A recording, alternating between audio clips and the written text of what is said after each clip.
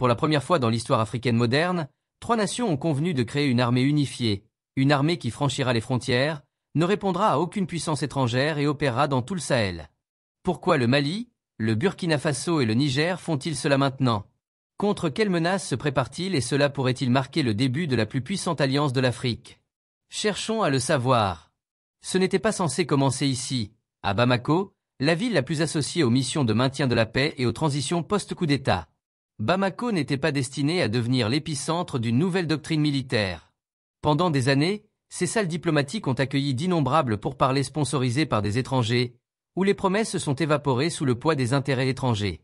Mais cette fois, quelque chose était différent. Il n'y avait pas d'observateurs internationaux, pas de traduction, pas d'excuses, seulement 3 ministres de la Défense du Mali, du Burkina Faso et du Niger, et un seul ordre du jour. À l'école de maintien de la paix à Lioune-Blondin-Bey, un lieu autrefois réservé aux cours de l'ONU et à la formation militaire occidentale, l'atmosphère était différente. La tension n'était pas élevée, elle était concentrée, déterminée. La réunion du 20 juin 2025 n'était pas présentée comme une négociation, mais comme une session de coordination, le genre qui n'a lieu qu'après que les décisions ont déjà été prises en coulisses. Il n'y avait pas de sourire pour les caméras, pas de poignées de main soigneusement mises en scène, juste du papier, du vrai papier, estampillé et signé, validant ce que beaucoup pensaient n'être encore qu'une rumeur. La création d'une seule armée unifiée pour la Confédération des États du Sahel, AES. Pas un exercice conjoint, pas une force en attente, mais une vraie structure, un commandement partagé, une armée continentale conçue pour patrouiller, déployer et combattre à travers les 3 pays comme un seul. Le lieu lui-même était un message. L'école Alioune-Blondin-Bey, nommée en l'honneur d'un diplomate malien mort en essayant d'apporter la paix en Angola, avait longtemps symbolisé le compromis et la retenue multilatérale. Mais maintenant, elle accueillait quelque chose de plus radical, l'effacement des anciens modèles de sécurité. L'idée que le Mali accueille une réunion non pas pour demander des troupes, mais pour concevoir une armée avec ses voisins était presque impensable il y a quelques années. À l'intérieur de cette salle, les discussions se déroulaient dans les langues natives, en jargon militaire et en silence, pas le genre gênant, mais celui qui survient quand tout le monde sait déjà pourquoi ils sont là. Ils ne répondaient pas seulement à une menace, ils répondaient à une histoire de pactes brisés, de soutien aérien retardé, de frappes de drones qui ont mal tourné et de dirigeants remplacés quand ils devenaient trop audacieux. Ce n'est qu'après la réunion que l'ampleur est devenue claire. Des documents ont validé la création d'un protocole de déploiement conjoint, permettant aux soldats de tout État de l'AES d'opérer librement sur le territoire d'un autre. Les opérations transfrontalières ne seraient plus entravées par la bureaucratie. Une base à Waïgouya pourrait envoyer des troupes à Gao, un centre de commandement à Niamey pourrait diriger la surveillance aérienne sur le sud du Mali, sans appel téléphonique aux ambassades étrangères, sans attendre d'autorisation. Ce n'était pas seulement de la logistique, c'était la première étape dans la construction d'une chaîne de commandement africaine qui ne se terminerait pas à Paris ou Washington. Ce qui ressortait le plus n'était pas ce qui avait été dit, mais ce qui manquait. Il n'y avait aucune mention de l'OTAN, aucune référence à la MINUSMA, pas même un signe de tête symbolique à la CEDEAO. Cette réunion était autonome, tant dans sa portée que dans son ambition. Les 3 nations ne se contentaient pas de déclarer leur indépendance vis-à-vis des anciens systèmes, elles concevaient les leurs. Le Mali, autrefois dépendant des casques bleus internationaux, prenait maintenant les devants. Ce n'était pas parce qu'il avait la plus grande armée ou le plus d'argent, mais parce que le Mali avait déjà le plus rompu avec les anciens cadres coloniaux en expulsant les troupes françaises et en remodelant ses alliances. Il était devenu le modèle de la résistance, et la résistance devenait maintenant une politique. La réunion s'est terminée sans conférence de presse, aucun communiqué conjoint n'a été diffusé, mais ne vous y trompez pas, le message était clair. Le Sahel n'attendait plus d'être sécurisé, il allait se sécuriser lui-même. Et cela soulevait la question à laquelle personne ne voulait répondre trop rapidement. Si cette armée est réelle et si elle fonctionne, que se passera-t-il pour chaque soldat étranger encore stationné au Sahel? Pour répondre à cela, nous devons comprendre pourquoi cette force a été créée en premier lieu et ce qui s'est brisé au Sahel pour que ses dirigeants croient que seuls pouvaient protéger leurs terres. Faisons une pause pour remercier chaleureusement la communauté du Black Culture Diary, où les voix, les histoires et les héritages noirs sont préservés et amplifiés. En devenant membre, vous ne soutenez pas seulement la chaîne, vous faites partie d'un puissant mouvement culturel.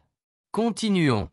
Au plus fort de l'engagement occidental, le Mali accueillait des milliers de soldats sous l'opération Barkhane de la France, l'ONU inondait la région de casques bleus sous la MINUSMA, les États-Unis construisaient des bases secrètes de drones au Niger. Des milliards ont été investis dans la contre-insurrection, les diplomates volaient, serraient des mains et repartaient, et à chaque fois, la promesse était la même. Nous sommes ici pour vous aider à vaincre le terrorisme. Mais le terrorisme n'a pas diminué, il s'est métastase à travers le Sahel. Les groupes armés ont évolué plus vite que les planificateurs étrangers ne pouvaient s'adapter. La France s'est concentrée sur les avant-postes urbains tandis que les militants se déplaçaient dans la brousse. L'ONU a déployé des patrouilles, mais les règles d'engagement limitées en ont fait des cibles faciles. La surveillance américaine était vaste, mais le renseignement sans soutien au sol ne signifiait rien. Et ainsi, les peuples du Sahel ont assisté à quelque chose d'horrible. Plus de soldats, plus de budget, plus de bases et plus de morts. En 2020, de vastes zones du nord du Mali, de l'est du Burkina Faso et de l'ouest du Niger ont été déclarées zones interdites, non pas par les insurgés, mais par les gouvernements censés les contrôler. Des villes entières sont devenues des villes fantômes, les routes ont été abandonnées, les écoles fermées, et au milieu de cet effondrement, les civils ont remarqué autre chose. Les soldats étrangers ne mouraient pas.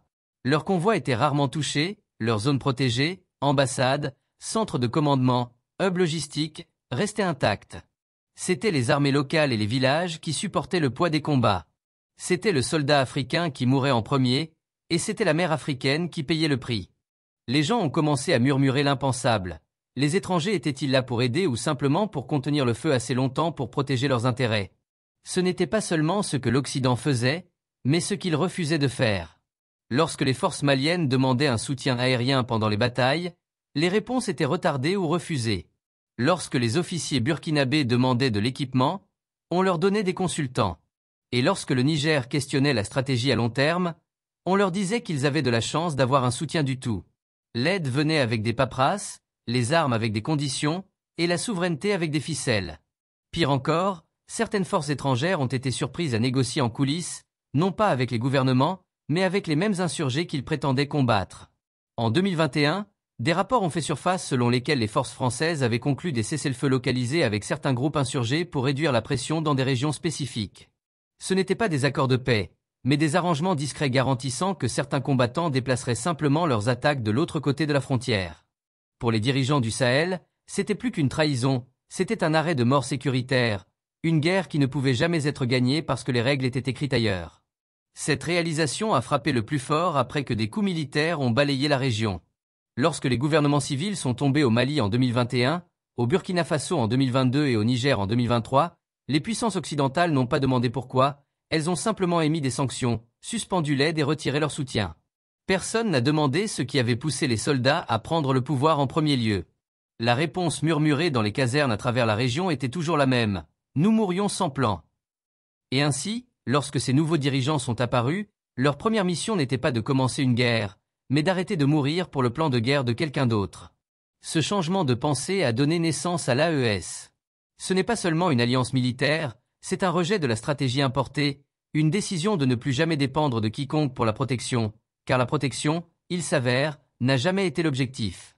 Mais maintenant qu'ils ont tourné le dos à l'Occident, la question est, comment construire une armée sans aide extérieure, sans armes de l'OTAN, sans instructeurs français, sans flux satellite? Que faites-vous lorsque vous êtes seul et que vous devez encore gagner? Un rappel pour aimer et partager la vidéo et s'abonner à notre chaîne pour regarder plus de vidéos sur la culture, l'histoire, la civilisation et l'identité noire. Continuons.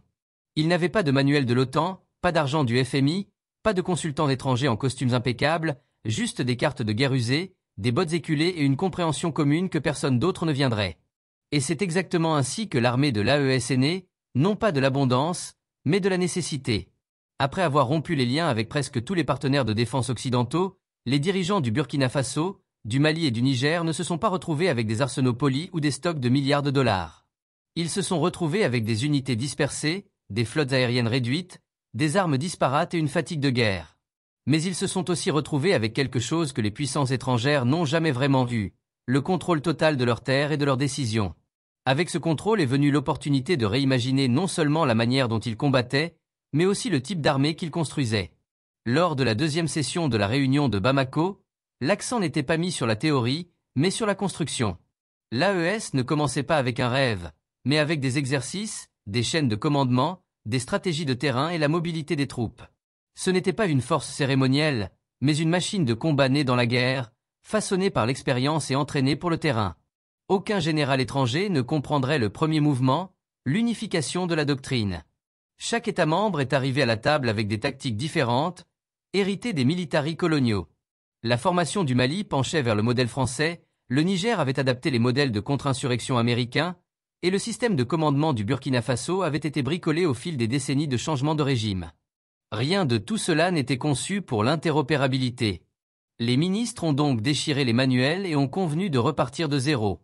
Une nouvelle doctrine a été rédigée, mettant l'accent sur les patrouilles conjointes, le déploiement rapide transfrontalier, le renseignement décentralisé et la formation à la guerre asymétrique. Cette doctrine serait enseignée dans les 3 pays au sein de nouvelles académies de combat de l'AES, la première devant ouvrir sur une terre militaire reconquise dans le nord du Burkina Faso. Ces académies feraient plus qu'enseigner des tactiques, elles forgeraient une identité commune, garantissant qu'un soldat de Gao puisse combattre côte à côte avec un soldat de Tillabéri ou de Ouagadougou sans hésitation ni confusion. Le prochain défi était la structure de commandement. Contrairement aux forces de l'ECOWA ou de l'Union africaine en attente, qui échouent souvent en raison de la bureaucratie et d'un leadership flou, la force de l'AES serait supervisée par un haut commandement rotatif. Chaque année, un nouvel État membre abriterait le quartier général stratégique et nommerait un chef conjoint suprême. Cette rotation ne se contenterait pas de répartir l'autorité, elle forcerait l'intégration, car les officiers travailleraient régulièrement dans des territoires inconnus sous un leadership inconnu, construisant la confiance à travers des épreuves partagées, et non la diplomatie. Pour soutenir cela, une grille militaire numérique de l'AES est en cours de développement, un réseau de communication sécurisé qui contourne tous les systèmes de surveillance occidentaux et relie les avant-postes éloignés du Sahel via des flux de données cryptés.